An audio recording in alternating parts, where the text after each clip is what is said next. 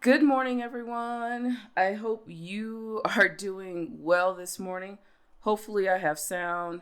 Sometimes I have no idea what's going on with this computer. So, for those of you who are tuning in, today we're going to talk about whether or not the EIDL, which is the Economic Injury Disaster Loan, would be a good move for you as a solo business owner.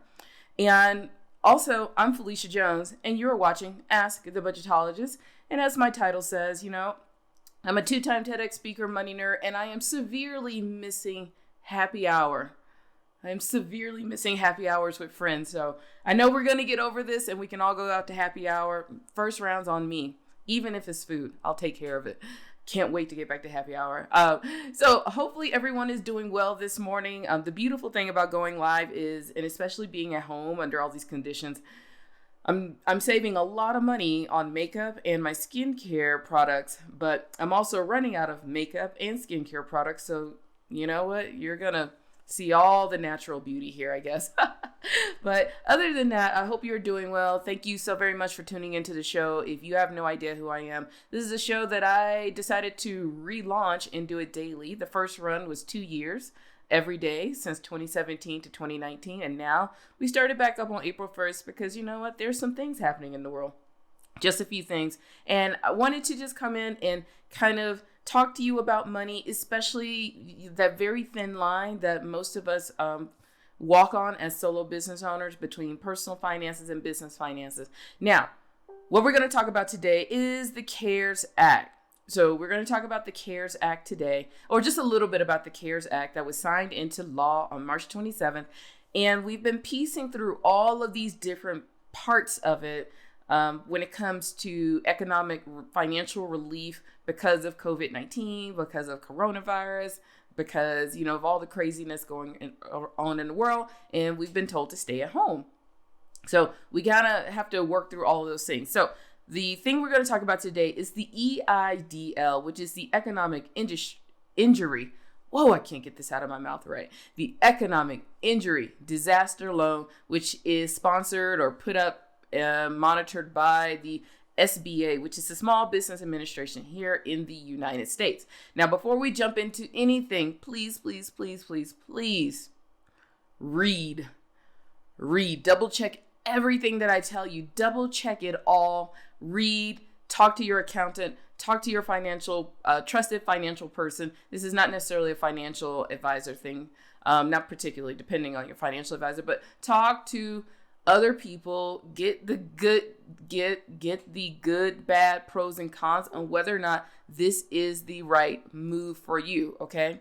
So you got to pay attention to all of these little things because it's all going very crazy. There's so many things going on and we have to really pay attention. Now, for us here at Ask a Budgetologist, we are bringing on our own CFO. A good friend of mine, Andrea Jack, she's going to start joining us every Wednesday so we can bring in an accountant. And we can fire off all of these questions, or at least I will, to her and get her take as an accountant, as a CFO, as someone who has run a small business for the last, I think 13 to 15 years, and who loves talking about money and who loves traveling just like me. So she'll be here tomorrow. So I'm going to toss all of the questions at her. So just let me know. Hey, Bobby Sue, how are you doing this morning? Hi. All right. The Economic Injury Disaster Loan. First, I'm going to put the link down in the comment box. All right. The link is in the comment box for you all. If you have nothing else to do today, just go keep reading. That's all you have to do. Just keep reading because it's good light reading. There you go. So it is in the comment box. So first you need to go there and read through all of the requirements. So this was put into law March 27th. That's part of the $2 trillion CARES Act. Only $350 billion have been set aside for small business owners. That means this money is first come, first serve. You need to jump in where you fit in, but you got to have your stuff together. So this particular loan, it is a loan by the SBA. It is a loan. They say it is a forgivable loan. Sounds like a Harry Potter thing. It is a forgivable loan as long as you use the money within its required context. for required expenses. So you got to read through all of those required expenses. So it is a forgivable loan. If I'm correct, the loan is at 4%. Let me double check. I have my notes here. It is a 4% interest rate loan. So that's what that means, okay? I got to go back to all kinds of, I got so many notes on these things. You all have no idea. Like, you have no idea how many notes I have on these things, and they're everywhere. So it is a 4% loan. I will double check to make sure, but a 4% forgivable loan up to $10,000. Up to $10,000. So you might get the full $10,000. You might get $1,000, and you're paying 4% interest rate on a $1,000 loan. And of course, if they come through and say that everything is forgivable, then you should be good. Now, one thing I will tell you, there is no such thing as free money, y'all. There is no such thing as free money. So please read. Please read. Please read everything. I'm going to sound like a broken record. Read my lips. Just please read everything. It is kind of free money, but just make sure there are always little traps. Inside of my FinCon community, which is financial bloggers, everybody has been reading through all of the words on this, and some people are a little uneasy about, accepting money that supposedly is free, and some people are all in. And some people don't think they need it. So you will really have to make that decision on if it is worthwhile for you as a business, especially as a solo business owner.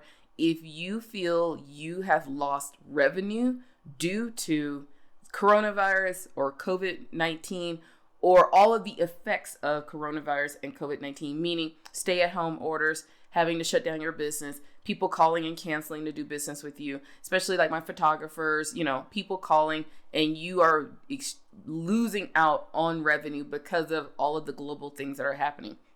So, like I said, this money is a first come, first serve. All of the money under this program, this is the Paycheck Protection Program. I think some of the unemployment money, that extra $600 benefit, is under this program. Not really sure if that is a first come, first serve, but make sure you check in with your state on all of that. But all of this is, you kind of have to jump in early. But you got to have your stuff together. You have to have your stuff together. So this loan is for businesses of 500 employees or less. I actually started going through the application. So if you are a sole proprietor, if you are an LLC, if you are an independent contractor, you are eligible to apply for this loan. Like I said, broken record, you have to be eligible. Everybody can apply, but we don't know if everybody's going to get the money. So make sure if this is the right move for you, you apply for this loan. Please share this out with anybody who might need to hear any of this. For those of you who are coming in right in the middle, I am Phylecia Jones. I am the host and I'm the host and budgetologist of Ask the Budgetologist, and that's what you're watching today. It is a podcast. It is a live stream. It is on YouTube. I'm in all the places. And my biggest goal is just to try and interpret all of this information and money when it comes to solo business owners. I try to interpret it, but I still want you to double check everything I say, because I'm one of those, I like to be double checked all the time. So, but I'm just here to at least bring a little sunshine and to encourage you to stay ahead of your finances. So today we're talking about the Economic Injury Disaster Loan, which is brought to you by the SBA, which is the Small Business Administration here in the United States. And this loan is eligible for sole proprietors, independent contractors, freelancers, people who run businesses that are 500 persons or less. This loan is to help cover a temporary loss of revenue. This is a loan that they always have, so when they have like hurricanes and things like that, this loan is always there, but they've expanded it for this thing that's happening, this world tour of coronavirus. So they have opened it up. Like I said, the money is under that 350 billion part of the 2 trillion part of finance money that that the government set aside for all of us people to jump in and fight over. So going through the application, here are some very basic things that you need to pay attention to. Now, yesterday we talked about how long can your business operate? And I gave you a couple of numbers that you really needed to pay attention to. And that is how much money you've been making each month and how much money you are spending each month. So we talked about that yesterday. So you can go watch yesterday's show. But I had to break in and do that show because there are so many programs, so many grants, loans, programs that are out there. All of these things are requiring us to be on top of our finances. And if you need help, please let me know. I can send you to good bookkeepers, good accountants that I absolutely trust. But it is all on you to have your numbers in order. So this particular application, just to even get started, you need to know your gross revenue for the past 12 months before January 2020. Okay? That means 2019 records. You need to know your complete gross revenue for 2019. And it is not something that you want to just toss out and like, I think I did, I think I may. Please go back to your bookkeeping, clean up your financial records. If you've done your taxes, you should have everything ready to go. If you haven't done your taxes, do your taxes. And even if you haven't done your taxes, you should still have everything ready to go because of your bookkeeping. Yay, bookkeeping. So the basics, they want to know your 2019 gross revenue. So make sure you have that ready to go. And then the cost of goods sold. They're specifically asking for cost of goods sold. And you'll have, these are COGS or COG, cost of goods, or COGS, COG, cost of goods, COGS, cost of goods sold. So you really need to know that. And so I got an official definition of cost of goods sold. This refers to the direct cost of producing the goods sold by a company. Remember, this is the direct cost of producing the goods sold by a company. This amount includes the cost of the materials and labor directly used to create the good. It excludes indirect expenses such as distribution costs and sales force costs. I know that's a lot of fancy words. It's a lot of fancy words, so I'll read it again. COGS refers to the direct cost of producing the goods sold by a company. This amount includes the cost of materials and labor directly used to create the good. It excludes indirect expenses such as distribution costs and sales force costs. So that's a lot of words. I kind of want to interpret it, but I want to let you interpret it for yourself. For solo business owners, basically this is just your expenses, okay? This is for your expenses.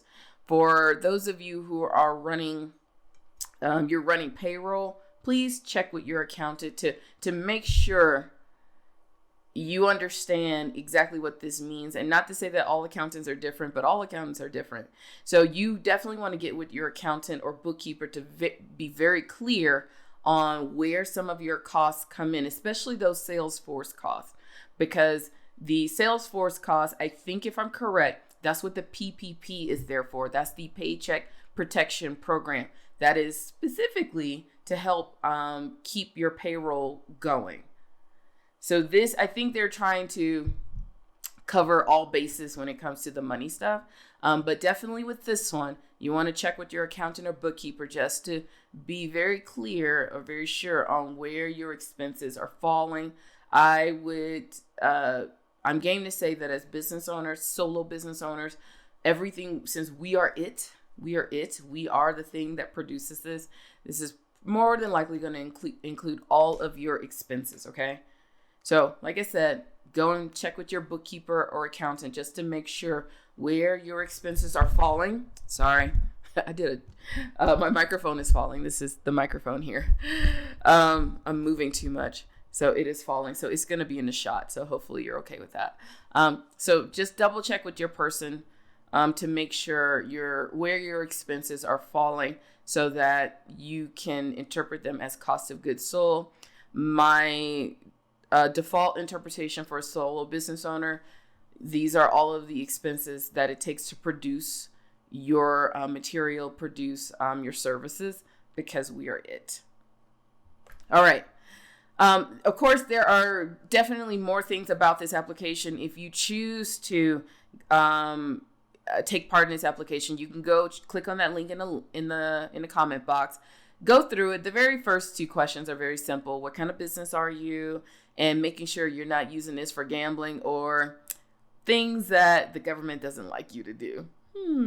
All right. So, and then it'll pop you to the bigger application and you could take a look at that. It's going to ask for cost of goods sold prior to January 31st, 2020, the revenue prior to January 31st, 2020, i.e. 2019 numbers. If you are a nonprofit, it talks about that. Lists the secular services provided if you are faith-based, and other compensation resources, your name and address, business name, make sure it's not a P.O. box. So you need to have a physical address, your EIN. Hopefully you establish yourself and got your EIN set up. So at that point, it's just going to keep asking you more and more information. So just be ready. Give yourself some time to fill this out. Have a little patience. Have a little patience when doing all of this stuff. And go and read through if the EIDL, which is the Economic Injury Disaster Loan. Wow, I can't remember these words. If that's the right move for you, also go check out the Paycheck Protection Program, which is supposed to help keep your payroll going while we're going through all of this. And there is a grant associated with this EIDL. You could only apply for this grant if you apply for this loan. So apply for this loan first if you want to take part in that grant. All of the details for the grant is associated directly with this EIDL. All right. Are we good? Oh my gosh, we got so many things going on. I got notes everywhere. So just keep reading, reach out if you have any questions for me. I love to go and research these things and have a little patience, especially for those of you who are filing for all these things. They are going fast, and because people are trying to figure out all of the details are coming in piecemeal. With this SBA, they have their stuff together. It's just going to take a little bit longer. From what I am hearing, is that they are making, if you're eligible and you are approved, they are making these funds available within like a week, like within days. So just go ahead and jump in where you fit in. Now, there are some caveats to all of this. I've had some people in my FinCon community that read that, you know what, under the Information Act, you know, your information might be available to people because you are taking part of this loan. Your account might be available to the SBA people. So like I said, there's some gotchas in all of that stuff. So read everything in detail. These are just some of the things I read through when somebody who read the entire, you know, that fine print that nobody ever reads. We just say, give us the money. So read that fine print, and you have to be okay with the fact that you're probably opening yourself up to the government because you are taking their money. Not saying it's a bad thing, just know where you fit in and where you fall in with all of this. So for those of you who are watching me on a cross post on Budget School, I am unable to see your comments at the moment. So hopefully you're saying something nice. And if you want to see like where I see the direct comments, I am definitely here over on Keep Up with Mrs. Jones. And I think I'm still live streaming. I clicked a button.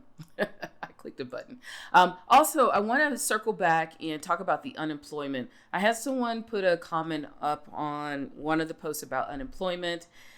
One thing I will say about unemployment, this person was saying, you know, they had $0 eligible for them as an independent contractor, and they wanted to know what they're doing wrong. So first thing I want to let you know, I am not an unemployment expert. My only job is to just interpret everything that's out there and kind of help you walk through and make the best decisions for you as a small business owner. So please find someone in your state. Each state is different when it comes to unemployment. Oh my gosh, each state is so ridiculously different. So be sure you look at that. Each state is different. I'm just going to repeat that. Each state is different when it comes to unemployment. Each state has their own rules. Remember, the basics of this unemployment is going to give you half of what your state will allow. So now you got to determine what your state will allow. If they say that you're not eligible for unemployment as a solo business owner, as a contractor, file an appeal and start asking questions. Unfortunately, that is the most I can do because I don't know every state. I live in the state of Colorado, and I'm about to go through all of this process to figure out more of what's going on. So please check with someone in your state. Have a lot of patience, because like I said, these things were unleashed on us on March 27th.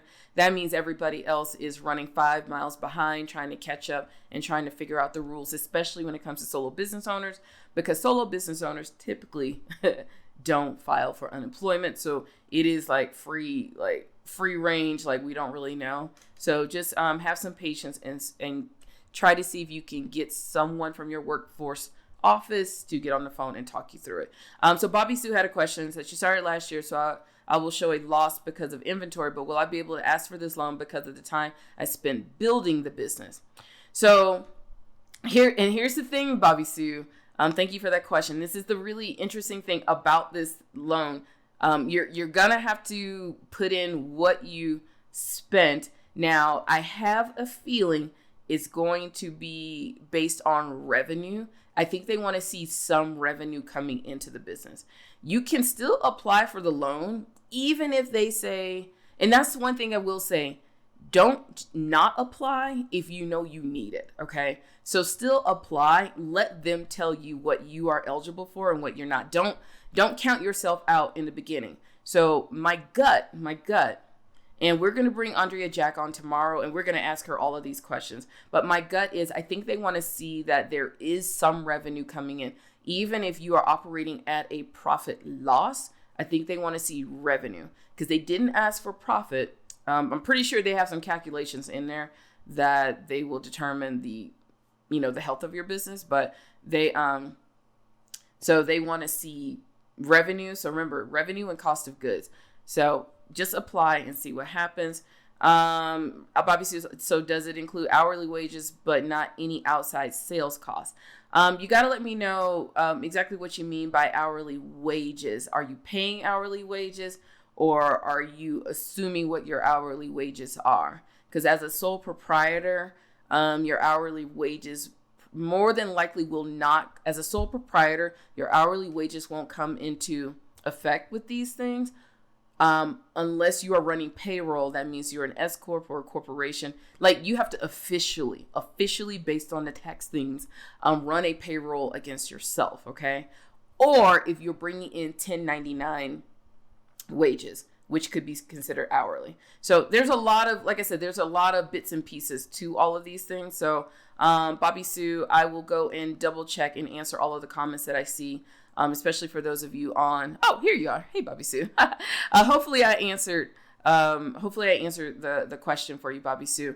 What I will do, like I said, we'll have Andrea Jack on tomorrow, and I'm going to fire off every last question that I even have about all these programs to the official CFO of Ask the Budgetologist. But like I said, please apply if you know that you want to go for this money. Apply, let them determine. I mean, you don't, just because you apply doesn't mean you have to like instantly take the money. There's going to be some, do you accept this money? So make sure you go through and apply and let them determine how much money you are eligible for. What they don't really say on all these things is how they determine, can you get money for just building the business? I do think they want to see if you are actively bringing in revenue to justify having a business, because this is where that business versus hobby stuff comes in. All right. Whew. All right. I've been talking, and Bobby Sue's saying that's what I was thinking. I'm about to start doing payroll to get it all together. Yeah. Look at your payroll. Now, remember, Bobby Sue, all of this money is going to be, the date is like the cutoff date is like before January 30th, 2020. This is the thing to pay attention to. They want to know numbers from January 31st of 2020. So if you start running payroll today, 9 times out of 10 is probably not going to help you in this situation. They want to look at what was happening last year. For that Paycheck Protection Program, I think they're going back to, you had to have everything in business before February 15th of 2020. So all of this stuff, if you're thinking about running payroll now, if you're just starting a business now, unfortunately, I don't think any of this stuff will help you, because they're looking at 2019 numbers. Okay. So yeah, might as well try, Bobby Sue. I don't think it will hurt you, especially if you've been running a business and things like that. Also, check with unemployment in your state, and also check the Paycheck Protection Program just to see what all of the rules are. Now, remember the Paycheck Protection Program, this is given by SBA approved lenders. And so this started on Friday, and a lot of banks decided to go on break. So you'll have to really go to the website for the PPP to figure out which banks are SBA approved lenders near you. And like I told you on Friday, a lot of the banks are being very shady at the moment. They are only working with current customers. Some might be taking new customers, but that was one of the weird things about that PPP program is that some of the banks are only working with their current customers, which I understand why they're doing it, but I understand, it may be a little crappy for the rest of us. My local bank, my bank that I do business with is not an SBA approved lender. So yeah. So like I said, all of these rules are kind of going as this thing is going, especially with the PPP program, and that is the Paycheck Protection Program. I wish the government would give easier names for these things instead of PPP and EIDL and SBA. Woo. All right, folks, I'm done talking. I've talked enough. Please reach out to your accountant, bookkeeper, to fire off any questions that you have. Any questions that you have for me, please put them here. We are bringing our official CFO on tomorrow, who is an accountant, an established bookkeeper service. She's not a bookkeeper. She is an accountant, tax accountant, and all those fun things. And she runs a company that does all of the things for small business owners. So we're going to bring her on, and we're going to fire off all the questions. So have your questions ready tomorrow. Put them down in the comment box today. If you're not going to be able to be here live, I'm going to read through all of them. That's it. All right, folks, y'all have an amazing day. I got to go do some team meetings, do some videos, do all the things. Some of you have asked if I was going to keep talking about speaking again while I'm losing my voice. I will talk about speaking a little bit because the landscape of speaking is very interesting. I'll probably do that on Thursday just to lighten up the end of the week Thursday, and then we'll do something fun on Friday. So right now, we're just going to keep talking about money because that's what budgetologists do. All right, folks, y'all have an amazing day. I'm going to go find my button so that I can do this. Bye.